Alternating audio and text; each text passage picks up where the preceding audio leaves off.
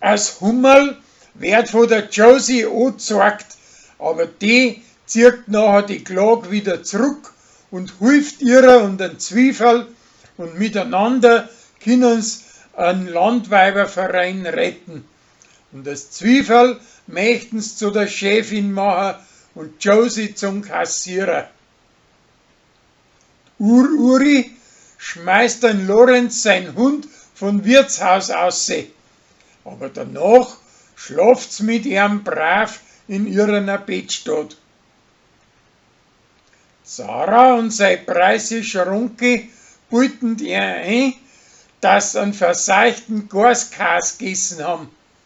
Aber dabei haben sie sich schön beim Datum verschaut. Der Michi lernt mit seiner Alten beim Sascha das Beutel malen und malt gleich ihre Tutten. Und die Rosi kriegt das Beutel im Finger und Leni geniert sich recht. Aber schließlich hängt es über einer Bettstatt. Ein Chris, sein preisischer Spätze, stellt ihm ein Schlagzeug in die Hirbe.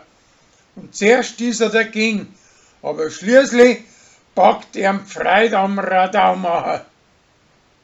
Die Nachbarn ist aber zu laut und drum müssen sie es wegbringen. An Gregor sein preisischen Stiefsohn ist Arbeit zu fad und drum sagt er sein Chef einen Dienst auf und fängt beim Korbi an.